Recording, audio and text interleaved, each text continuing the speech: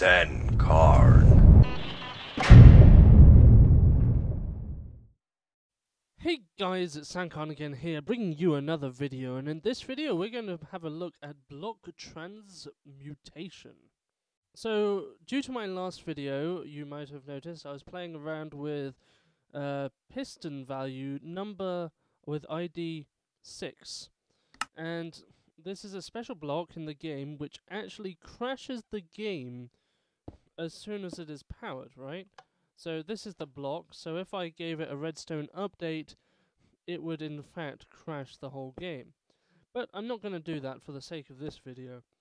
If you want to see that, you can go back and have a look at my previous video, which was my Christmas special, where I ruined Christmas by crashing the game. And, well, hopefully that could be used for some people's builds. But, you know, when I was sort of making that, I wondered what happens if, say, I put like the button here. The command block would spawn the piston inside the button block, right? And the button would be pressed. And I was thinking what would happen was that it would spawn the block and then Minecraft would instantly crash because it was being powered by the button. But let's just have a look, see what it actually does. You see, the button actually got replaced by a piston, but now what you might think is happening here is that the piston is being powered by the button. However, that is not exactly what's happening. Because if, for example, we get some bedrock, and as we all know, bedrock is the unbreakable block, right? And then we do the same thing again, the bedrock disappears. So what is happening here? Well, that's a very good question. It also works with levers as well. So in this demonstration, I'm going to be using levers. So for example, if we summon a piston with data value 10, right? What does that give us? Okay, so that gives us this piston right here. So if we put bedrock in front of that and then activate the button again, you can see the bedrock disappears. The reason why this is because this data value of a piston, number 10 here, is actually the piston extended in that direction, right? So the game spawns it in and it's already extended, so the game thinks that this piston head is in this bedrock. And the only way that could be the case is if this bedrock wasn't there in the first place. So it basically replaces the bedrock with a piston head, and then the piston itself gets updated because it was just placed, and then it retracts because there was no power source.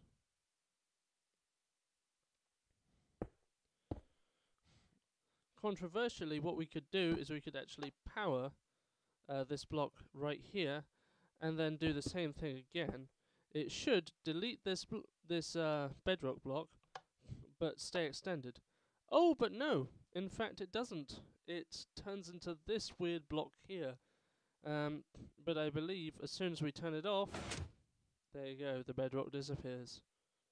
Now we're going to move on to the next part, and this is this command block here. So what this command block is doing is it's summoning a data value of 10, a lever with a data value of 10, up on this block here. And let's find out what this is. Well, as you can see, it's actually this.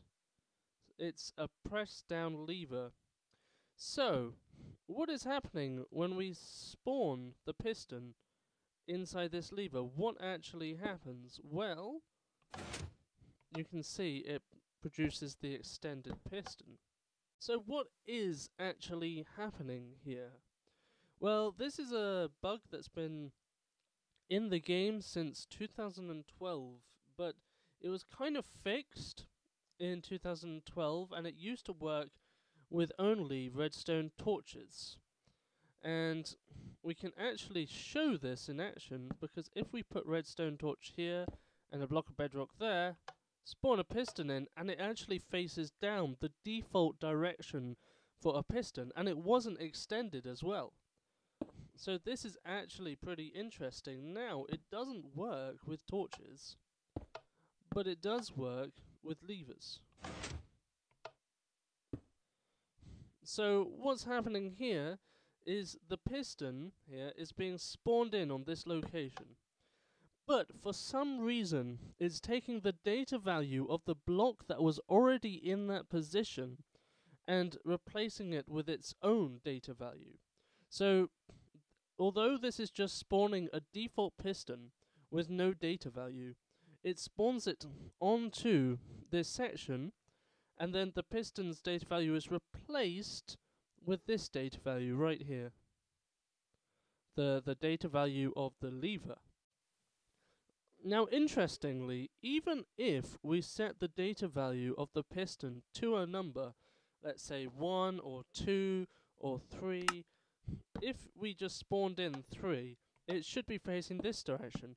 However, even though we have specified an ID value, it's still going to obtain the ID value of this block right here.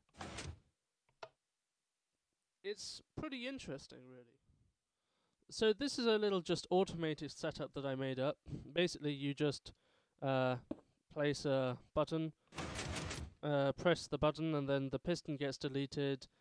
This gets deleted by the piston, and then it's replaced by another command block back there. It's just a little automatic system just to show you what you can do with this. So there you go. So what does this all mean? Well, the fantastic part about it is we know that it doesn't work with torches, but it does work with levers. So that sort of implies the old transmutation bug doesn't work with torches anymore, but it still works with levers. Now, I can't verify this because I've fiddled around with the transmutators which worked before, but unfortunately the monostables and such that were used in those old block transmuters don't actually work anymore. There still is one vanilla transmutation bug that is still in the game, and this has been in the game since the very implementation of Redstone itself, and that is this bug right here.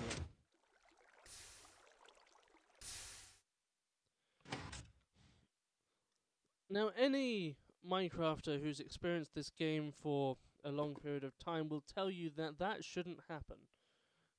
Lava sources are only meant to be the blocks that can create obsidian when interacting with water. However, we just saw here a lava blade interacting with a piece of redstone dust that was off, and then becoming obsidian. Now, classically, the explanation for this is that when the lava flows over this redstone here, it obtains the data value of that redstone dust.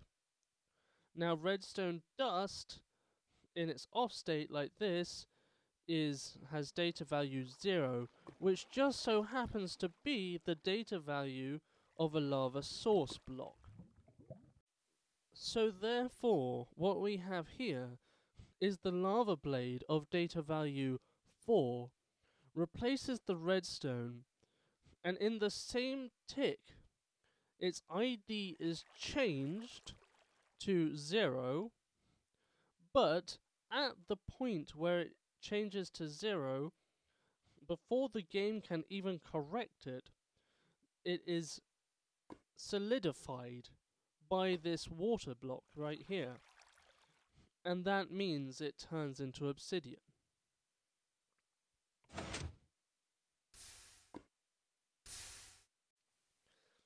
And this is where the questions start rolling in.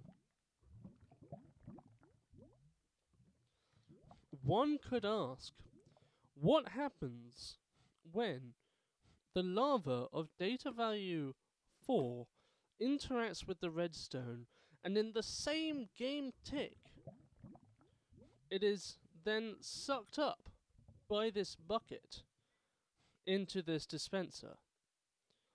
What would happen? Well, currently, I haven't been able to do this. It might be a possibility, but I still do not know.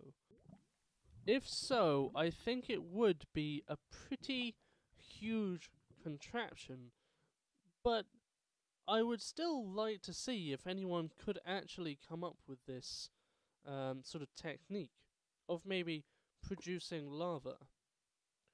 And if that's possible, perhaps we could do what the old block transmuters did. And perhaps we could make stone bricks and turn them into circle stone bricks.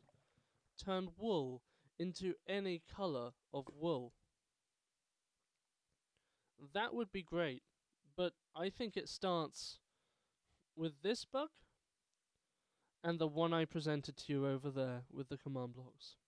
Anyway, guys, I hope you've enjoyed this video. I've got a new mic, so I hope you realize that I have a new mic, and I hope you don't get any wobbles, because my mic stand currently isn't very stable, and so whenever the table wobbles like this, the microphone wobbles as well. But it's a dynamic mic, so it shouldn't be picking up the sounds of my laptop, which is great because my laptop fan goes insane every single time I play Minecraft. And also, hopefully, then it won't take in any of the wobble sort of sounds either.